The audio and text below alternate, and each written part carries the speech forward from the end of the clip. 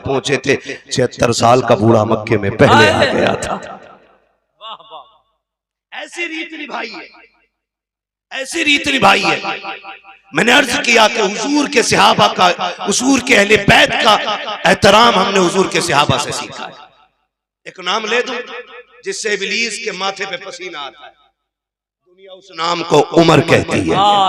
वाह, क्या नाम है? उमर कौन है? आधी दुनिया का बादशाह, 22 लाख मुरब्बा मील का मालिक।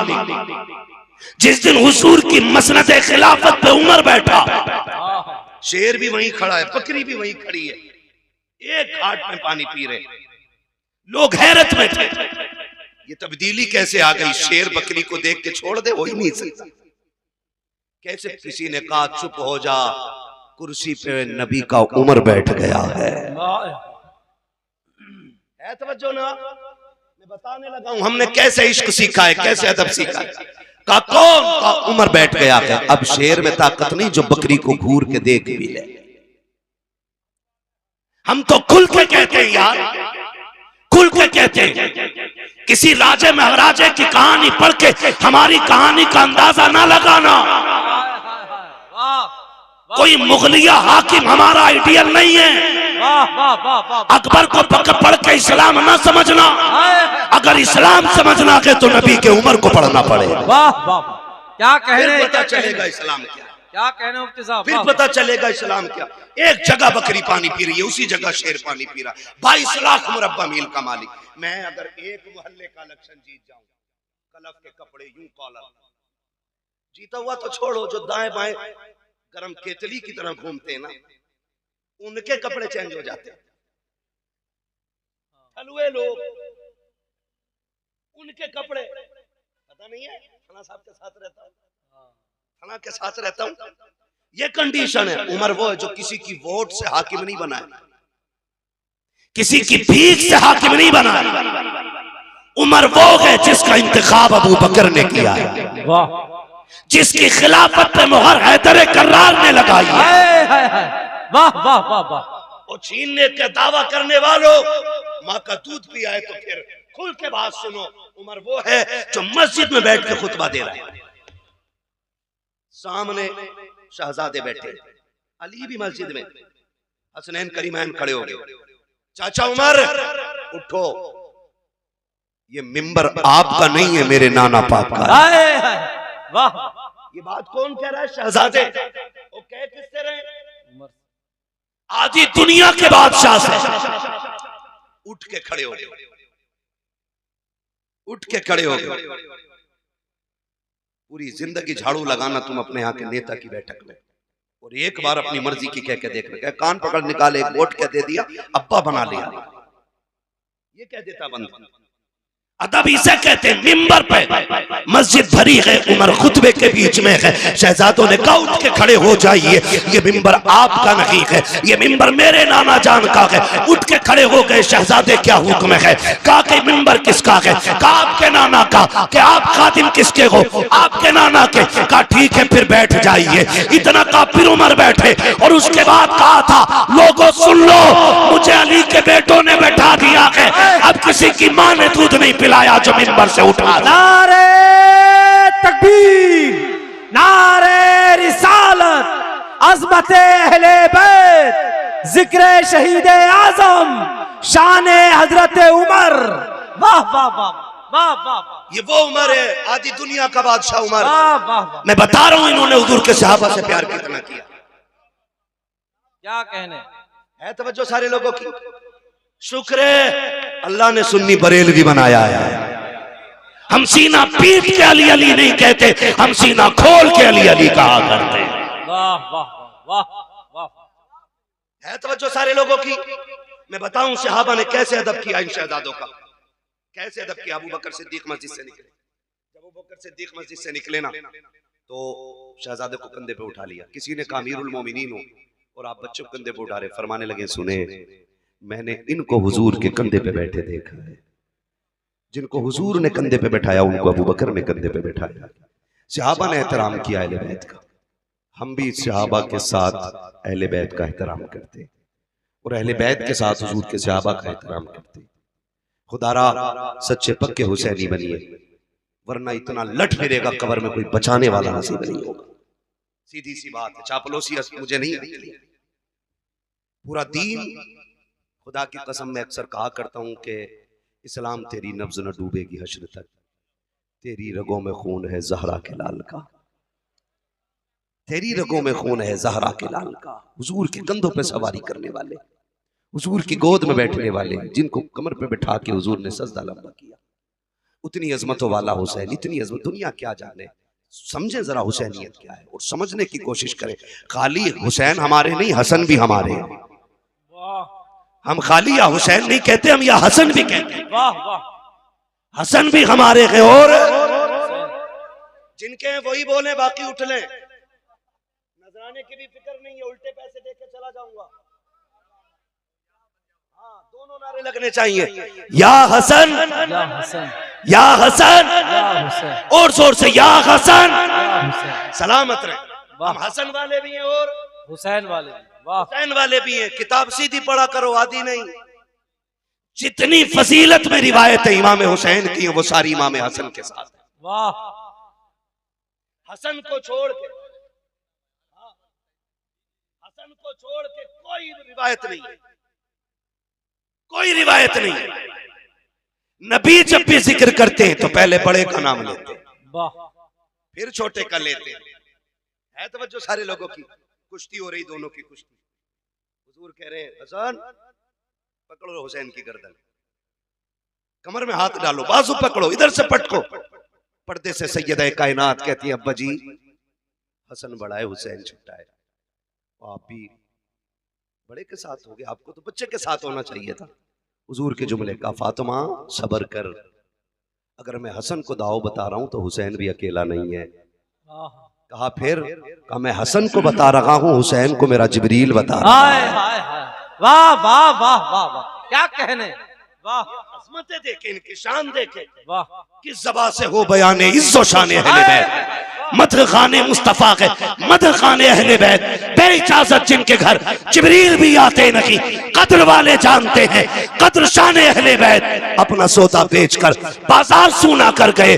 कौन सी बस्ती बजाई खानदान अहले बैत, बेअदब गुस्ताख नजदी को सुना दे हसन, क्यों कहा करते हैं सुन्नी दास्ताने है। हाय हाय, वाह वाह वाह वाह वाह, हसन भी शान वाला है, हुसैन भी, शान, हुसैन भी, जोर से हुसैन भी शान वाले। शान वाले हैं। एक हज करने जा रहा है तो जाने से पहले पूरा वीडियो, जाके भी पूरा वीडियो और आके फिर पूरा वीडियो। हसन हुसैन वो हैं जिन्होंने 25 हज पैदल किए हैं। अल्लाह, बोलो यार सुभान अल्लाह।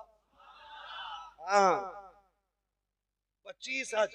मक्के और मदीने शरीफ का फासला कितना है? 350 किलोमीटर का फासला है। पैदल हज किए दोनों शहजादों ने। कितने? 25। अल्लाह इन शहजादों के सदक़े में हमें भी हुजूर के शहर की गलियां नसीब फरमा दे। 25 हज पैदल फरमाए। एक दिन हज के लिए जा रहे हैं दोनों भाई। कितना प्यार दोनों में था, माफ कीजिएगा। आज तो रत्ती भर जमीन का मसला आ जाए ना, भाई भाई के गले पर रख देता है, कान पर रख के कहता कर साइन, वरना अदालत है, कचहरियां जाके देखो, आज भाई भाई के खिलाफ मुकदमा करने पे डटा हुआ है। और इन दोनों भाइयों का प्यार आप जानते हो। हसनैन करीमैन में किसी बात को लेकर अनबन हो गई, ना इत्तेफाकी गुफ्तगू बंद हो गई। इमाम हुसैन ने खत लिखा हसन के पास, भैया जी खत में लिखा है कि नाना ने फरमाया मोमिन को एक दूसरे से 3 दिन से ज्यादा नाराज नहीं रहना चाहिए। 3 दिन हो गए, इसलिए आप आइए और आके मुझे सलाम कीजिए। किससे? इमाम हसन से। बड़ा कौन है? इमाम हसन बड़े और बुला रहे छोटे वाले। खत पहुंचा, वहां भी टकड़ नहीं थी। भाई ने खत लिखा, पढ़ा, दौड़ गए, सलाम किया करके, दुआ सलाम हो गई, बैठ गए। कहने लगे हुसैन एक बात बताऊं ना? कहा क्या? मैं बड़ा था, तुम छोटे थे, तुम भी तो आ सकते थे ना मुझे सलाम करने। मुस्कुरा के देख के कह रहे हैं, नाना ने फरमाया जो रूठे हुए भाई को पहले सलाम करेगा वो जन्नत में पहले दाखिल होगा। वाह वाह वाह वाह, आप बड़े तो मैं चाहता हूं कि मुझसे पहले आप जन्नत में दाखिल हो। क्या बात है। ये उनका आपस में प्यार है। और यहाँ वाह, होशियार रहा करो ठलुए चाय पीने वालों से। ये चाय भी पीते हैं, जहर भी घोलते हैं। कहते हैं वो क्या हो गया भाई तुम्हारे बड़े से? वो कह रहे अरे यार क्या वो इनने मैल उठा के मेरे में रख दी। तो कह रहा कमजोर थोड़ी हो, वकील का नंबर मैं दूं, मेरी पहचान है फला दरोगा से। ये दलाल होते हैं, दलाल। पावर नहीं होती, मैं इन्हें नेता नहीं मानता हूं, ये दलाल होते। अपने भी काम पैसे दे के कराते तो ये नेता नगरी नहीं, दलाली है। कह रहा मेरी पहचान है, कर मुकदमा, तेरे बाप का क्या जाएगा। वो दोनों भाई कचहरी में पूरी जिंदगी गुजारेंगे। ऐसे लोगों से होशियार रहिए। दोनों भाई साथ हज करने के लिए जा रहे हैं, रास्ते में साहिल मिल गया। उसने कहा बड़ा परेशान था, मुसाफिर हूँ, कुछ खाने पीने को नहीं है, शहजादों कुछ मिलेगा? दोनों भाइयों ने एक दूसरे का मुंह देखा, सारे ही उठा के दे दिया। कहा अपने लिए कुछ नहीं रखोगे? कहा हमारे घर की रीत ये है कि खुद तो फाके रहे, गैरों को खिला देते हैं, ऐसे होते हैं मोहम्मद के घर आने वाले। वाह वाह, सारा ही उठा के दे दिया। फिर सफर, अब सफर तो दोनों इंसान है, भूख तो इन्हें भी लगनी है ना।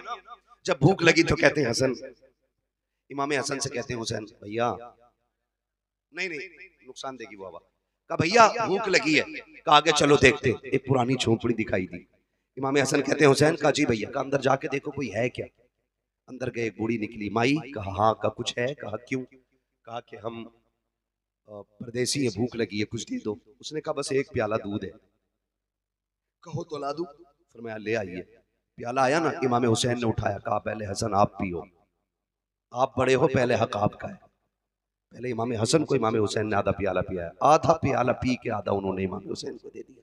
जब पी के दूध जाने लगे, बुढ़िया ने कहा शहजादा रुको ना, इतने हसीन चेहरे मेरी नजर ने आज तक देखे ही नहीं। क्या कहना, जरा बता तो बता के जाओ, किस माँ के लाल हो तुम, कहाँ के रहने वाले हो? कहा माँ क्या करेगी? कहा जी करेगा तो मिलने आ जाऊंगी। फरमाने लगे फिर नाम ना पूछ, कभी मिलने का इरादा हो तो नबी की चौखट पे आ जाना। वाह वाह, पता भी देखो शहजादों का कितना अजीम। वाह वाह, का कभी मिलना हो तो नबी की चौखट पे आ जाना, वही मुलाकात हो जाएगी। तारीख का बाग है। कुछ दिन बीत गए, एक दिन यही बूढ़ी मदीने शरीफ की गलियों में टहल लगी है। इमाम हुसैन की निगाह पड़ गई, पहचान गई ये तो वही है ना जिसने दूध पिलाया था। जाके कहते माँ मेरी मेहमान नहीं बन जाती? बूढ़ी ने हाथ रखा, देख के कहने लगी शहजादे अरे मैं तो तुझे जानती नहीं, तू है कौन, क्यों लेके जा रहा है? कहा अम्मा तेरी मेहरबानी, मेरी मेहमान बन जा। 3 दिन तक इमाम हुसैन खिदमत करते रहे। जब 3 दिन के बाद जाने लगी, आपने 1000 दिरहम दिए, 1000 बकरियां दी। कहा शहजादे ये क्या कर रहे हो? कहा कि हम मेहमानों की इसी तरह इज्जत किया करते हैं। जब बूढ़ी जाने लगी, कहा इतनी बकरियां कैसे लेके जाऊंगी? आप कहते अम्मा अभी तो ये हुसैन का हिस्सा है, हसन का हिस्सा बाकी है। ये कह के इमाम हसन के दरवाजे पे लाए और कहा भैया देखो कौन आया है। इमाम हसन बाहर निकले, दरवाजा खोला, बूढ़ी को देखकर पहचान गए। कहा हुसैन तुमने क्या दिया है? कहा 1000 बकरियां, 1000 दिरहम। आप कहते मैं बड़ा हूं, आपने 1500 बकरियां दी, 1500 दिरहम, 2500 बकरियां, 2500 दिरहम। पूरी कहने लगी बच्चों लेके कैसे जाऊंगी? फरमाया परेशान ना हो, शहर के बाहर तक हम छोड़ के आएंगे। उसके अलावा आपने उनके लिए मजदूर करके दिए ताकि वो सामान को उसके शहर तक, उसकी बस्ती तक पहुंचा सके। और जब आप छोड़ के जाने लगे, बुढ़िया कहती अब तो बता दो तुम हो कौन, मैंने तुम्हें जाना नहीं। तब मेरे इमाम ने कहा था अम्मी याद है ना, एक दिन तो परदेसी तेरे दरवाजे पे आए थे, तूने एक प्याला दूध का दिया था। कहती अच्छा तुम उसी दूध का बदला दे रखे हो? कहा ना मां ये इस दूध का बदला नहीं है, ये तो हमारा हक था। और रह गई दूध की बात तो कयामत में बताएंगे, हाथ पकड़ के तुझे मैदान महशर से जन्नत तक छोड़ के आए। नारे तकबीर, नारे रिसालत, शहीद आजम कॉन्फ्रेंस, मसलके आला हजरत। वाह, डरो मत यार, रुक जाएगा, पैसे दे देंगे, टेंशन मत। तवज्जो है सारे लोगों की? हाँ खुदा सलामत रखे। अच्छा तो ये नीचे वाली आवाज खोल दो, नीचे वाली खोल दो, ऊपर वाली बंद कर दो चाहे। तवज्जो है सारे लोगों की? जरा कह दें या हुसैन, या हुसैन।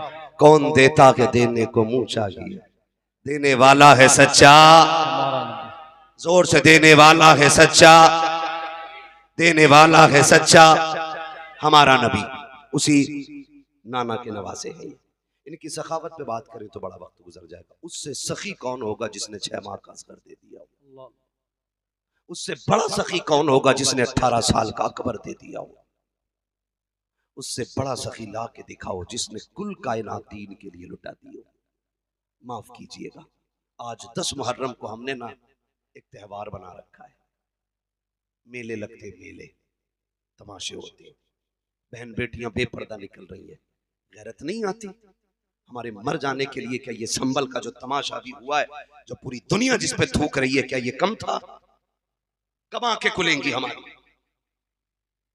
हाँ, 5-5 मुस्लिम बच्चियां गैरों के साथ होटलों में पकड़ी गई। क्या ये डूब के मर जाने के लिए काफी नहीं था हमारे लिए? वो रामपुर का हादसा जिसने कसम से रोंगटे खड़े कर दिए, एक मुस्लिम बच्ची ने 100 मुस्लिम बच्चियां गैर कौम के बच्चों के हवाले की। और हम अब भी चोंचे लड़ा रहे बैठ करके, अभी हमारे झगड़े खत्म नहीं हो रहे भी। खुदारा बचाओ बेटियों, 10 मुहर्रम के नाम पे क्या नंगे नाचे जा रहे?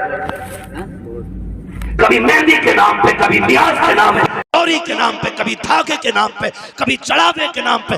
बताओ कितनी बेटियों के दुपट्टे बचे सरों पे? जो बेटियां साल भर में निकलती, 10 मुहर्रम को वो भी निकल गई। कयामत में सैयदा ज़ैनब पूछेंगी गिरबान पकड़ के, बता हमने अपने 72 लाशें देखे थे, लेकिन किसी ने करबला में हमारे सर के बाल नहीं देखे थे।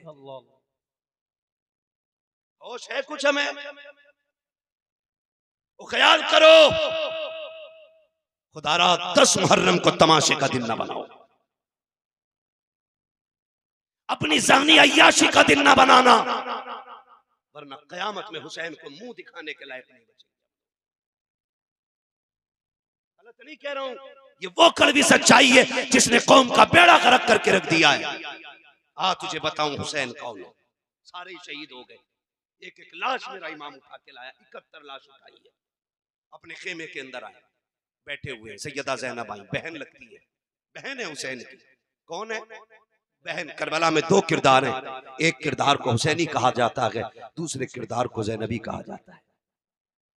मगर याद रखिएगा, ज़ैनब भी अली की शहजादी है, हुसैन भी अली का शेर है। दोनों की परवरिश एक घर में, दोनों की माँ एक है, दोनों का बाप एक है, दोनों का नाना एक है, दोनों का घराना एक है, दोनों की शानें बड़ी अजीम है। मैं अजमत और शान पे बात नहीं कर सकता, उतना वक्त नहीं है, मुझे अभी लंबा सफर करना। बस इतनी गौर से मेरी बात सुन ले। हुसैन खेमे में, सैयदा ज़ैनब आ गई। हुसैन खैर तो है, सबकी तैयारियां माँ ने कराई है, काश मेरी भी माँ फातिमा होती। आज हुसैन माँ के हाथ तैयार होके जाता। कैसे जिगर गुर्दे के मालिक हैं ये लोग, कैसे हिम्मत वाले। काश माँ फातिमा होती। हजरत फिजा आ गई, हुसैन दुख न कर, मेरे पास बेटा नहीं, तेरे पास माँ नहीं, ऐसा कर तू मुझे माँ मान ले, मैं तुझे बेटा मान लेती हूँ। तैयारी हो रही है। हजरत फिजा एक चादर निकाल के लाई जो खातून जन्नत की चादर थी, कहा हुसैन इसे सर पे बांध लो, इसी को माँ की दुआ समझ लेना। हुसैन तैयार हुए, जाने लगे। फरमाया ज़ैनब जी भैया, का सारी औरतों की जिम्मेदारी तुम्हारे सर है। अगले जुमले सुनना, फरमाया था मेरी शहादत के बाद ज़ैनब मेरी लाश पे बेपर्दा ना आना। किसने कहा? बोलो, पूरी जिंदगी लंगर खाते खाते हो गई, काश समझो हुसैन की फिक्र को। कहा कि मेरी लाश पे नंगे सर ना आना। वो फरमाया ज़ैनब मैं करबला के मैदान जा रहा हूं, मुझे नाना का दीन बचाना है, तुझे फातिमा का पर्दा बचाना है। तुझे देख के लोग पर्दा सीखेंगे, मुझे देख के मुस्तफा का दीन सीखा जाएगा। मैं जा रहा हूं, लेकिन बेपर्दा मेरी लाश पे लाना। मुझे बताओ ताजिया बड़ा है कि हुसैन बड़े? बोलो, बोलते क्यों नहीं यार? मैं मुरब्बजा की बात नहीं करता, मैं उसकी बात करता हूं जिसकी इजाजत है, मैं उस ताजिए की बात कर रहा हूं।